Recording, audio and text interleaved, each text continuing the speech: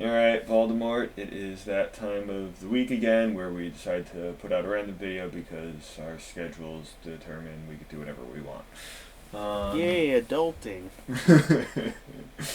Alright, yeah, I had fried chicken for breakfast. Hey, I had I had a waffle with it, so it was chicken and waffles. It was fine. I haven't had breakfast yet. I guess it's breakfast somewhere in the world. So Yeah, get your bowl of cereal and eat it then. yeah. Anyway, we've had a pretty busy November so far. These first couple weeks here, Yeah. we've had some voting going in, and oh boy, have we had some crazy stuff with voting and women getting higher up positions in places. Oh, you're talking about Kim Ng, aren't you? Yes, I am, and also the Chicago Cubs, Ryan Tepera getting an accidental vote. Yeah. Um, Which you want to dissect first? let's just talk about Ryan Tepera real quick, just to sort of get the voting thing out of the way. He struck out 31 batters in 20 and two-thirds innings over 21 games for the Cubs, and apparently, longtime St. Louis Post-Dispatch writer Rick Hummel said he accidentally voted. He clicked the wrong name on the drop-down menu. He meant to give a 10th place vote for Trea Turner and accidentally picked Tepera. So, whoops. I guess Trump's right that votes were wrong. I mean, in the grand scheme of things, with the National League MVP voting, it meant it wouldn't have affected anything. The winner was Freddie Freeman, who got 410 points versus Mookie Betts, who got 268 points. A 10th place vote. Who would he have put it for that would have affected? Maybe it would have moved Yu Darvish up a place, or Brandon I mean, Belt. Tepera got more votes than like DeGrom did. So does that mean he's better? But I mean, to be fair, Trevor Bauer did get 32 points, which is good for 1, 2, 3, 4, 5, 6, 7, 8, 9, 10th place. And Yu Darvish was about 4 places further down. So, maybe, but there's stuff like this all the time that happens. In the American League, Jose Abreu won with 374 points over Jose Ramirez with 303 points. But David Fletcher, of all people, got a 10th place vote. Yeah. So it's not, and this has always happened in one way or another, that there's a random vote here or there that does something. And I'm just looking up the history of the MVP voting and seeing if what else there's always some. Yeah. Well, When you have 10 votes, some people are a bit mischievous with it. Yeah.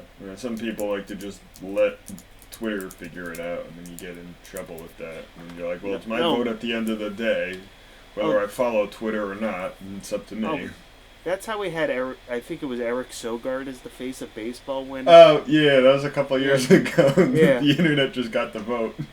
Yeah. It'll be Derek Jeter or Ichiro or Albert Pujols. No, it's Eric freaking Sogard. Well, it was like a Matt Pat food theory video where he was talking about in Korea in 2004. Oh yes. It was either apparently Kellogg's owns the rights to Chex over General Mills in Korea and Japan, and they were going to launch a chocolate Chex, and they had a onion flavored Chex. Yeah. And they figured everyone would just vote for chocolate, but the internet trolls decided to vote for the onion, and Korea basically was like, no, we're not going to do that. So Kellogg's was like, nope, Korea's getting chocolate Chex, and we're going to rig the election. Until last year, where they said, "We're sorry. Here's your onion checks." Yeah. Just for some historical thing. Last year, Kevin Pillar, who is on the Giants, fantastic defense, but a lackluster bat, got a 10th place vote. And the year before, 2018, Jed Lowry, who quickly became out of sight the year after, got a single vote as well. So there are a lot of 10th place shenanigans. You know, I mean, I've said it before, not to jump too much into football, but Russell Wilson's never landed an MVP vote in the National Football League. He's Really? Yeah, he's never had an MVP vote. He's definitely going to get some this year, halfway through the season. His stock took a little bit of a hit with the bad game against the Bills and a bad game a couple weeks ago, too. Yeah, but a lot of people have had a bad game against the Bills. So, but anyway, back to Freddie Freeman, though. Big props on him for winning MVP after he might not have even lived past this summer. After spiking with a 104 fever from COVID. Yeah, he was deathly thin. Even when he came back and first played, he looked much different than he had in just the last season. It's like an opposite Barry Bonds. Yeah, but he came back at 344. Was second place in RBIs, led the National League in runs scored. Played all 60 games, I believe. Did he? I should have had that tab open still. But also the fact that he denied some history, that denied Mookie Betts as being the second guy to win MVP in both leagues. Yeah. That I think that's a feat only Frank Robertson has done, if I recall. Yeah. Well, I mean, Mookie Betts is still young, and he's signed with the Dodgers for what, another 12 years or something. Yeah, so he'll have other chances. Yeah, he'll have other chances. But it also tells you, considering how we thought Albert Pujols would have done that, you thought before that Ken Griffey Jr. would have done that it's hard to be that good and also do it in both leagues. Yeah, and not to have someone else have a ridiculously good season out of the blue. Steal it from you. Not to say any of these guys who were voted this year as finalists didn't deserve to be here. We've seen LeMahieu do really well. I mentioned it last week when I said Abreu was kind of robbed with the MVP vote a few years back. So it's the problem of you're trying to tell who is the best player in the league from about 10, 12 best players in the league. Yeah, and not putting the emphasis on valuable, which is why LeMahieu didn't win last year. Yeah, honestly, if it was Ramirez over Abreu, I would have said that was fine too. They both had fantastic seasons. Yep. Same thing if Mookie Betts was over Freddie Freeman. Mm-hmm. Now, if you went to like Manny Machado and DJ LeMahieu, I could make an argument that wouldn't be the correct pick. But even then, it was still.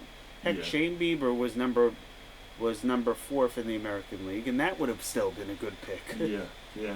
You can't go wrong when you have to choose from guys who are named Trout, LeMahieu, Turner, Freeman, Betts, etc., etc. Yeah, it's just too long of a list, and at this point, we're just like giving out like blue ribbons. Like, you know what?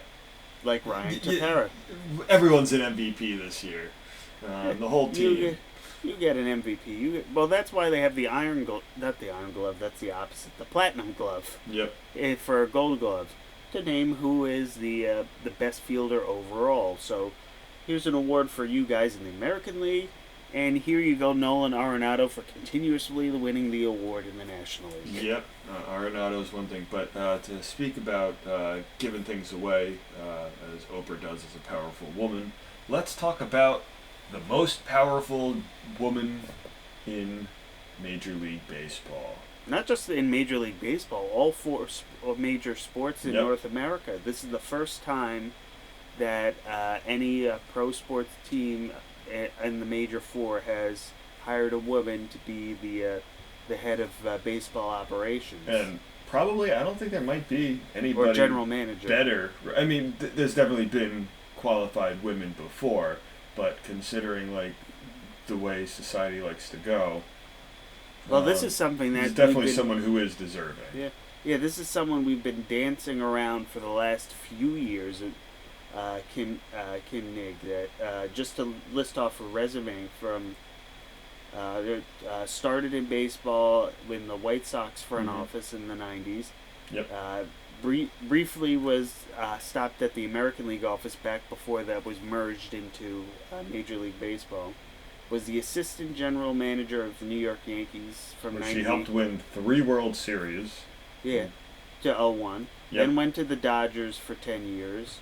And then since 2011 has been the senior vice president of baseball ops for all of MLB. And if we want to make this ever more, since like 2014, she's been courted heavily by other front offices.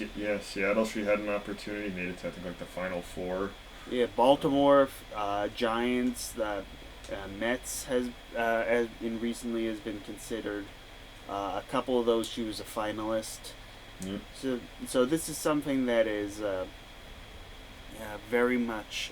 And everyone seems to just love her. I mean, you see things with Joe Torre when she was working with him with the Yankees and then with the Dodgers. He showed love. Cashman was able to actually replaced her with another woman as assistant general manager. So there's definitely, women are definitely moving up, and it's not a matter of it's because she's a woman or Asian, but that because she is the right person for these jobs. And with Derek Jeter's Miami Marlins, it's not really Jeter's, he doesn't own the main stake, but he's the face. Yeah, and also this isn't a out of the blue type of thing for the Marlins themselves. The chief operating officer is Carolyn O'Connor. So their top 3 positions are, from a quote I had, are 2 highly accomplished women and a Hall of Fame shortstop. Yep, yeah, and considering she had a lot of control over the Dodgers in the middle of the 2000s and 2010s there, she helped probably like really build up this Dodgers team that just won this World Series. Helped put the building blocks into place, set things up for all these division titles in a row. She wasn't specifically part of all of that these last couple of years.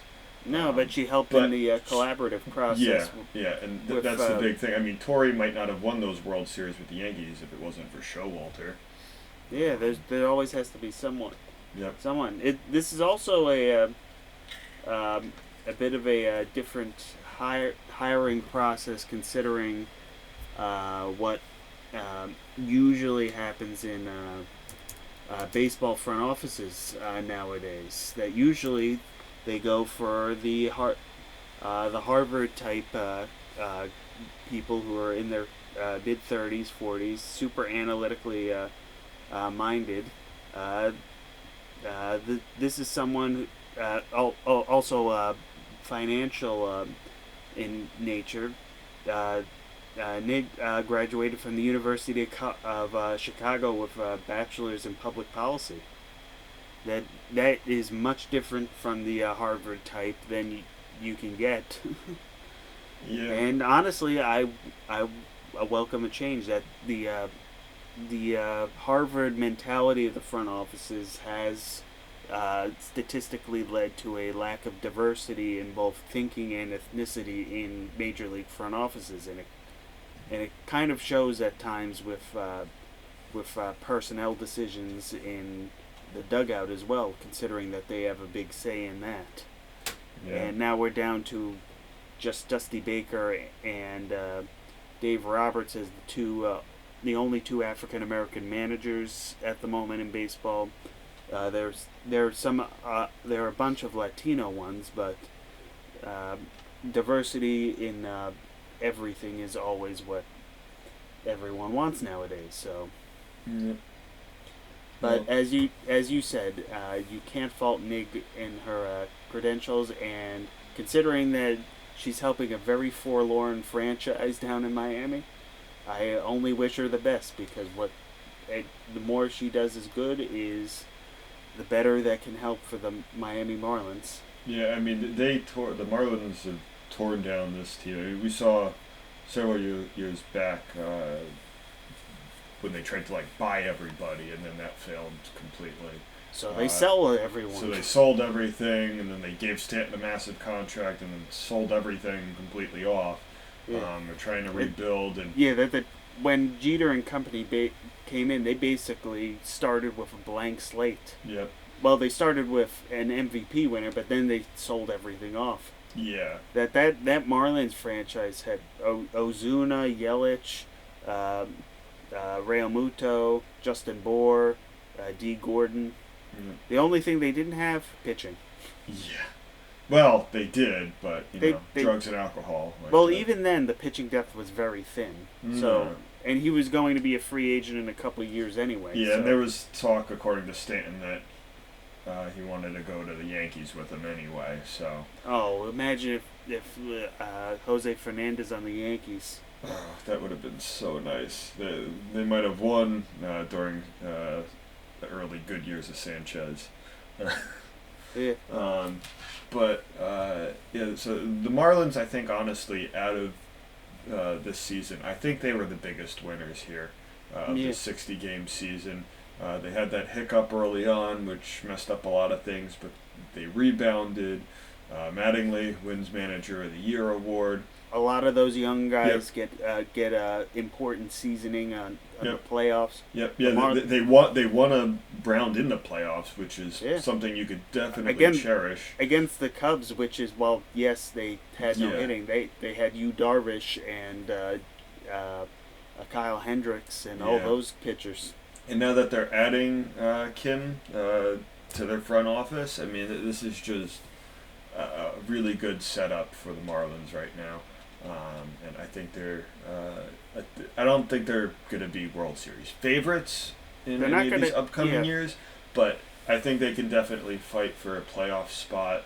And if they expand the playoffs, which I hope they really don't, they should be able to sneak in there, or at least give some clubs trying to sneak in there a little bit of trouble. Yeah, I mean, you're not going to see them go after Trevor Bauer at all, but they're not. They don't have the money to do that. No, but they have Brian Anderson, Jesus Aguilar. They have a great young pitching core with Lopez, Alcantara, Sanchez, and other Castano. That you could see. I could see kind of like how the Blue Jays went and got Hyunjin Ryu. Mm-hmm. That I could see them going after a guy to kind of be that establishment free agent to say, hey. You think they could afford like Tanaka? They probably wouldn't need Tanaka. It would probably be a hitter, but yeah, Tanaka type, someone who's like in the mid high tier. Not I'm forgetting my free agents. Just go to front MLB, but yeah, Tanaka type, maybe a D.B. Gregorius. Yeah. Someone who can continue the culture that's being brought in and bring that veteran type leadership. Because that's kind of the one thing that's really lacking from this Marlins team. Yeah, I mean, we saw some videos of Big Sexy throwing some pitches. Maybe Bartolo Colon. Maybe not that. Maybe as a pitching coach. I love Big Sexy though. Yeah. Want to see him hit again. Yeah. But other stuff with baseball, as we predicted, as we talked about, Trevor Bauer. And Shane Bieber, to no one's surprise, won the Cy Young awards.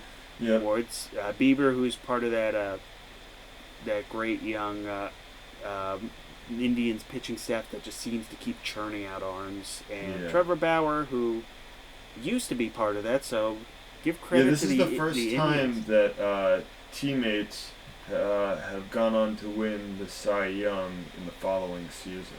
Yeah, I think the smallest gap before was Verlander and Scherzer with the Tigers. Yeah, that was right. That was like a couple of years. It was like 2 or 3 years.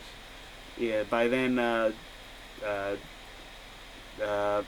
was when they were still on the same team. They were still on the same team. Yeah. Which is why they can't win. Yeah. But yeah. So it's Trevor Bauer. I don't know what he's gonna try and command. It's still all up in the air.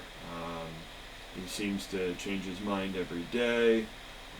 He likes to like different tweets of different things. A lot of people are petitioning him now to come to the Chicago White Sox to help anchor that staff. Yeah, Who there knows was what a Steve Cohen's gonna offer him with the Mets. yeah MLB.com's latest roundtable. Actually, all four experts were said that he would go to the Mets.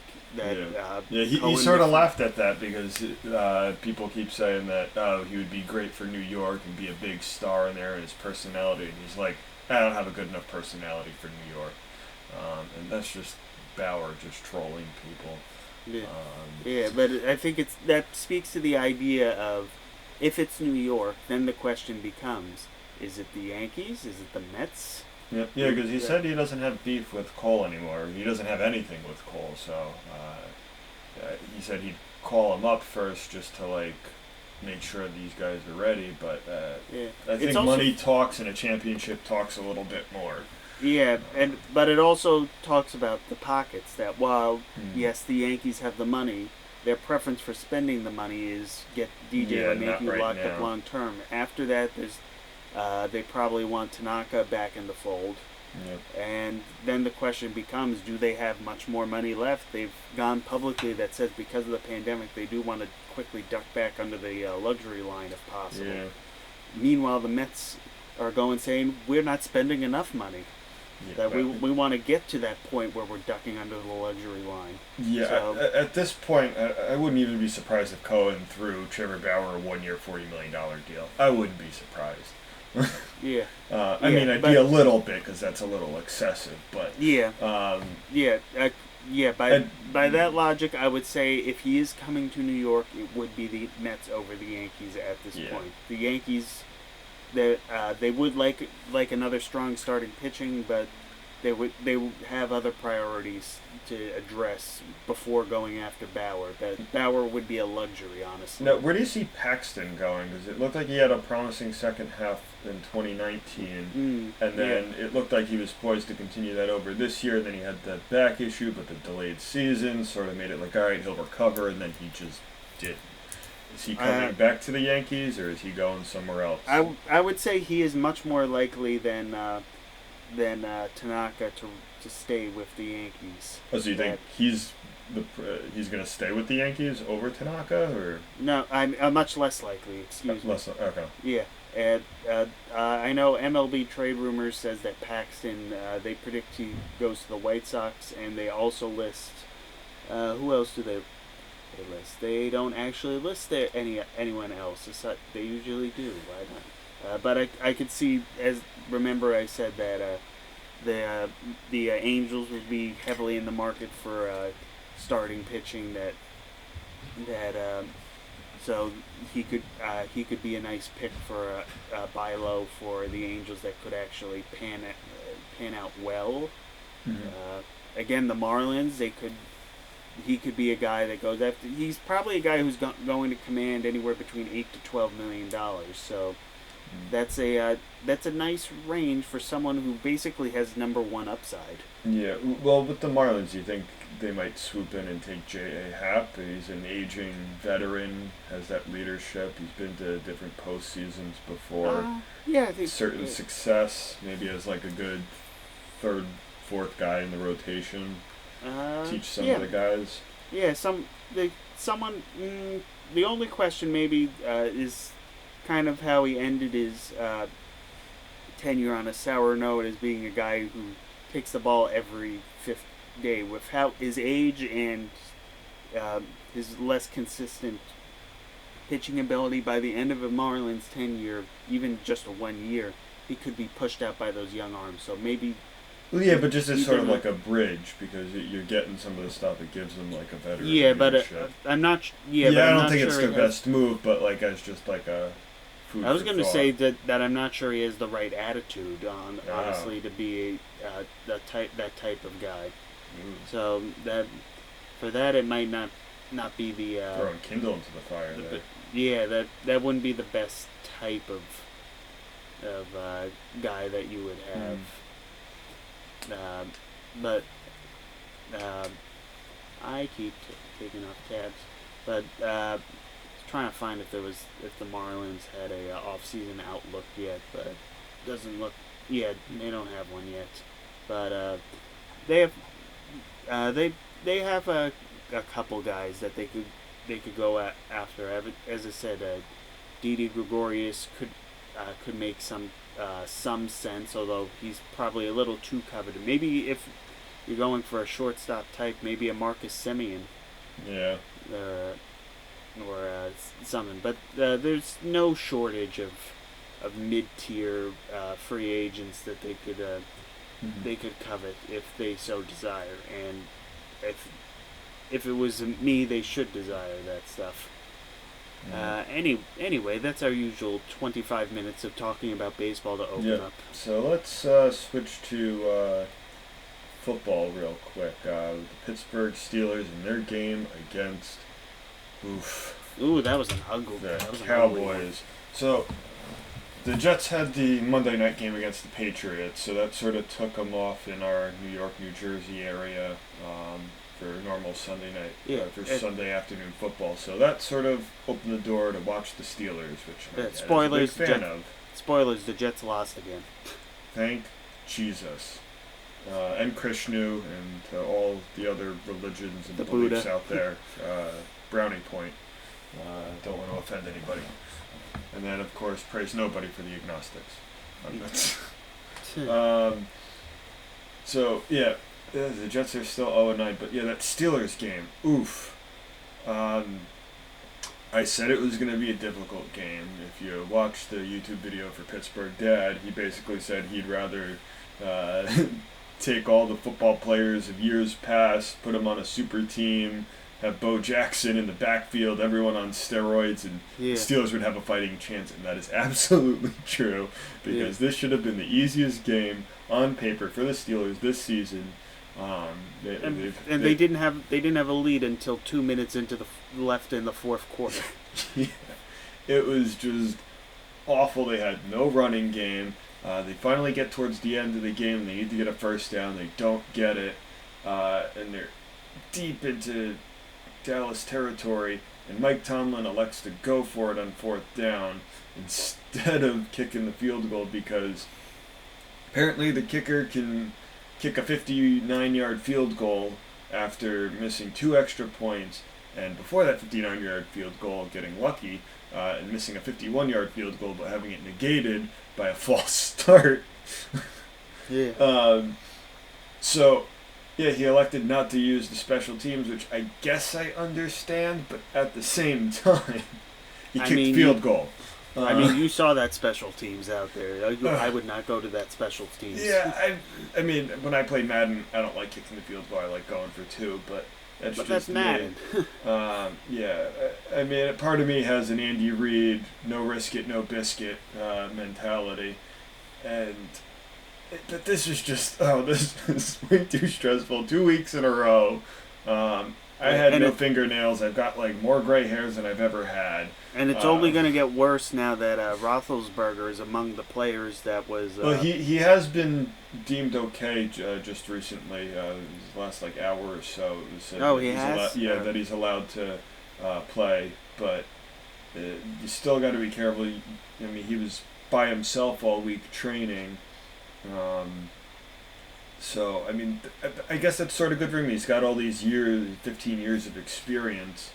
So he's in the right mentality. He's older, so I guess that extra week of rest was fine. I don't think he needs the specific reps. I think he's got that muscle memory down.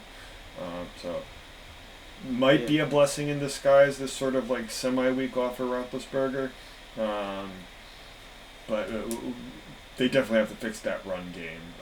Their defense can't carry them every time. This is just getting too much. Yeah, if you want to defend that undefeated record, you gotta clean up a few things. But and it's not going to be a pushover either. I mean, they've got a Bengals team which is at 2-5-1, but Joe Burrow is slowly showing he can be a pretty good, competent quarterback. I mean, it's more of they're finally protecting Joe Burrows. Yeah. So that he can become sort a of, competent quarterback. You can't be a competent quarterback when you're getting sacked left and right because no one can defend Russell Wilson seems to manage fine. Well, that's Russell Wilson. Joe Burrows is not yet Russell Wilson. No, he is not. So, yeah, it's going to be interesting. That there should be a win for the Steelers. Should be. And they play the lowly Jaguars. Should be a win. They beat Baltimore in Baltimore, so they're going to lose to the Ravens at home. They should beat Washington. They're in Buffalo. And then... I mean, it's better than... They at least, even with the tight win, they did better than the Buccaneers did. Yeah. Oh, oof. Brady, he forgot to show up that game. Brady was baking turnovers. Yeah, he was making those apple turnover pies. It was just, oof. It was really bad. Yeah, this is the first time Brady's been swept by a team in 1 year. Yeah, 38-3. Yeah, that wasn't like even close. I mean, this is just the Saints have shown that they're ready to win, and that their couple losses were sort of just like little bloops. They lost to the Raiders and the Packers in back-to-back weeks. But yeah, they put up good points again. I mean, I know Brady's not playing defense, but yeah, to limiting Brady to only 30-3, and so 26 points they've limited Brady in 2 games. So that's pretty darn good. Yeah. To do. Because the Buccaneers were rolling these last couple of weeks. Yeah. Getting some good wins against the Packers and the Raiders. I mean, they had a close game against the Giants, which it shouldn't have. And they lost a bad close game to the Bears, but they were rolling, playing some teams. I mean, not the best, but like Brady's trying to like work in with this new system. It looked like all cylinders were firing and getting ready, and then Week 9 happened. Yeah. So they're in Carolina this week at 1 p.m. on Fox. Hashtag not sponsored. Yeah, not sponsored. Could be sponsored. Yeah, should be. No. So they've got a tough couple games coming up against them, though, after the Panthers. They've got the Rams, Chiefs, and Vikings all at home. But the Rams have shown some life. The Chiefs are, well, backed by Mahomes and Andy Reid and all the other all-stars on the Chiefs. The Vikings, depending on which week they want to be, they can either, kick the crap out of the Packers or just lose. The Falcons are trending again. They still got to play them twice. Yeah, because it's that type of year where the Falcons break out of their free fall and say, "Oh, we're just gonna be mediocre instead of absolutely terrible." Yeah. So, Buccaneers, they're at 6-3 now. They could lose 1, 2, 3, maybe another 3 or 4 games. So I'd give them anywhere between 9 and 11 wins this year. But we'll have to see what goes down in that category. As for the rest of everything else, the Colts beat the Titans on Thursday Night Football. So the Colts are now the division leaders over the Titans, who have taken a bit of a dip these last couple of weeks since losing to Pittsburgh. They've losing 3 out of their last 4. Yeah. So that's not looking too good. Colts are coming to life behind Phillip Rivers there. Texans got a win to improve to 2-6. Deshaun Watson trying to make do with what little weapons he has. What else is it? The Eagles are leading their division at 3-4-1. Yeah, that'll be a great matchup with the Giants this week in the division of Tank Division. Yeah. The North, Packers are up at 6-2 with the Bears behind them at 5-4. We talked about the NFC South. NFC West is looking more interesting. The Seahawks dropped in, I think, 2 out of their last 3 games or something like that. So they're at 6-2. Cardinals are at 5-3 with the Rams at 5-3, and the 49ers probably not going to happen at 4-5. But interestingly, everyone's lost in that division in the NFC West these last couple of weeks. So no ground lost, no ground gained for the Seahawks leading that division. No. Yeah. So there's lots of different things. Still halfway through the season, anything can change. And the Jets are leading for the tank for Trevor, which you might not even go through, but they have a bit of an easier easier schedule than the Jacksonville Jaguars. They're remaining in. The Jets actually tie Jacksonville currently. Jacksonville would get the number one pick because they have had a harder schedule relative to the Jets.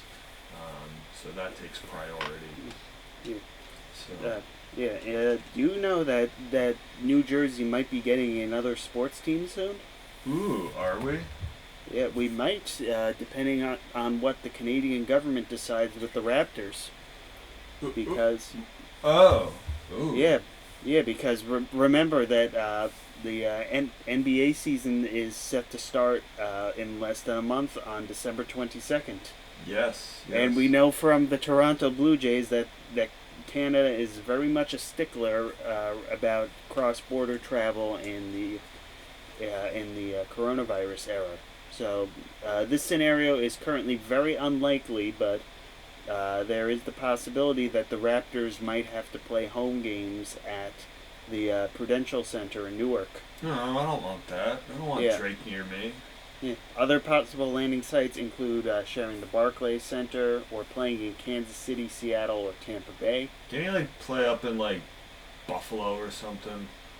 There isn't a good enough arena in Buffalo. They've got the Sabres. They could just put some boards down there. It's fine. Yeah, but the Sabres are trying to get back up and running as well. Yeah, a lot of hockey teams and basketball teams share the ice. I mean, for a while, you have a billion teams playing in the same. The Lakers, the Clippers, and I think the Kings. They were all sharing everything. But remember, this was before they had to socially distance. I just don't want Drake near me. But it says that they are still optimistic that they will play in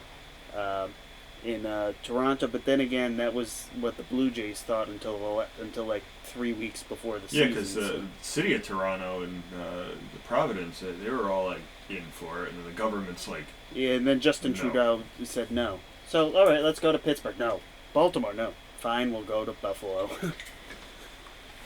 So yeah, they regardless, they would only play at most.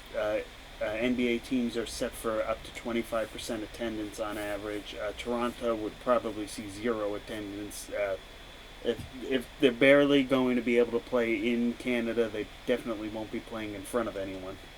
Yeah, I mean, you sort of mentioned basketball now, and yeah, there's talks. Russell Westbrook doesn't want to play in Houston with James Harden, and now people are making speculations where he might land or get a trade to. And Russell Westbrook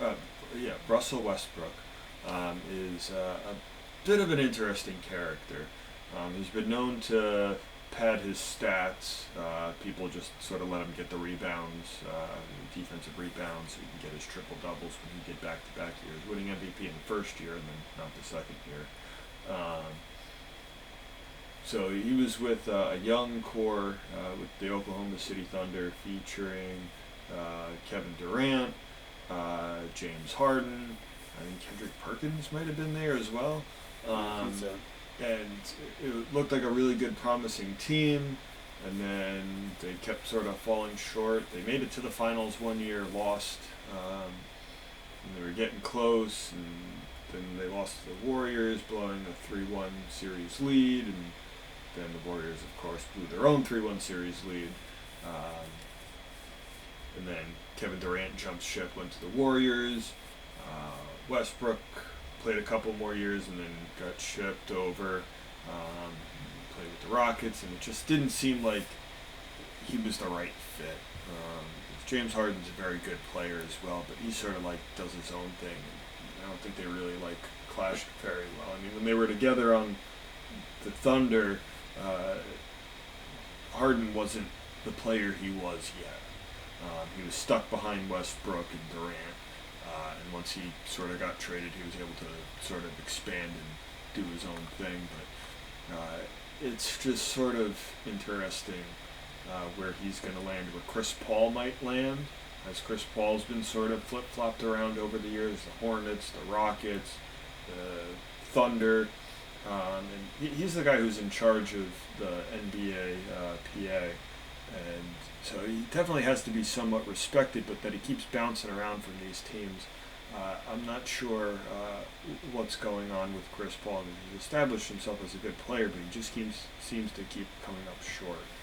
Yeah. And you hate to see that for veteran players with talent like he has, but so between Chris Paul, Russell Westbrook, I'm not really sure where either of them are going to land. Rumor Westbrook goes to the Knicks, which I don't want because Celtics already have to fend off Kevin Durant, who's healing from a horrific Achilles and ankle and everything else injury, and then Kyrie Irving coming back. So not looking forward if Westbrook joins the Knicks. It's the Knicks. It'll make it funnier. No, I don't want that drama. You're getting drama from the Knicks regardless. Why not have some star power with it? Because it's just more of a headache. It's sort of like, I don't want to say A-Rod on the Yankees, but like, if A-Rod was on the Red Sox and then came over to the Yankees. Johnny Damon on steroids. Yeah. Which is probably a good description of A-Rod. Yeah. Because everyone loves Damon, no matter what team you went to. You just sort of love Johnny Damon. But A-Rod was just, he was a big headache. Yeah. I still think he would be a great manager and whatnot, which is why I was hoping he'd get the Mets with J-Lo and all their investors. But, Steve Cohen makes it interesting, too, with his, $16 billion. So, yeah, sure, why not? More money than the next three owners combined. Yeah. But I just don't know if Westbrook would clash well with James Dolan. No one clashes well with James Dolan. But Westbrook is definitely a very prominent player, outspoken, wants to be the guy. He's sort of like what Carmelo Anthony is, that he's selfish and wants to be the face of the franchise and do his own thing, run the offense like he wants to, which is what you saw once Durant left Oklahoma. He was just padding the stats, getting triple doubles left and right. And no one even, if you look at the highlights, no one even goes up for some of these defensive rebounds. It's just like, yeah, whatever, you can get it. Right. So I just don't think he would be a good fit for the Knicks up against management. Would he be good for the franchise to help spark a dwindling fan base and franchise in need of some winning seasons since the peak of Stoudemire? Yeah, but this is going to be something that I don't think would be good in the end for both parties. But we'll have to see, and we'll see that next week. Oh, last thing, NASCAR is officially over. Chase Elliott won in a very boring race. So I guess props to him for winning that, but he failed inspection twice before the race started, so he had to start from the back, but because there were only 4 drivers left. It's the back of 4. So he was all the way in the back, but everyone literally just let him go by, and once he got to the top and past Logano, his car was just too fast, too good. Props to the Jack guy in the week before that ran back and touched the wall and wall ball because he jumped off too early, and that saved him. Otherwise, that would have put him a couple laps down and would have let Harvick go through. But yeah, no one was even competitive. It was just a really sad race. The 4 guys were just up there the entire race. Denny Hamlin, Brad Keselowski, Joey Logano, and Chase Elliott. But he's 24 years old, joins his father as a NASCAR champion. He's been the most popular driver.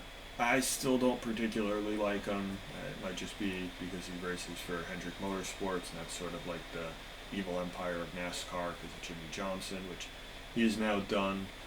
Didn't get his win, but he finished, well, I think, a top 10 finish.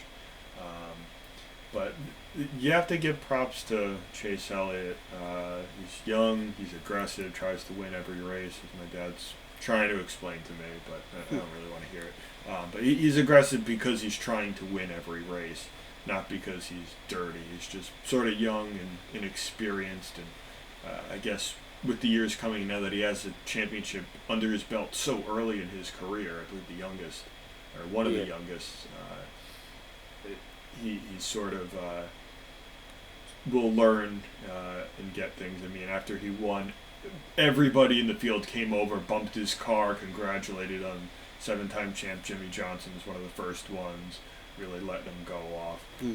So I guess good for him. Too bad for Harvick to get a second championship, and that championship still eludes Denny Hamlin, who will be 40 next year and still looking for his first, and he's climbing the leaderboard and wins and still hasn't won the big one. Keep dreaming. Yep. But I guess until then, keep washing your hands, be safe. And I guess I won't see you later, but I'll talk to you soon. Yep. Stay well, take care, and see you all guys hopefully next week if our schedules work out.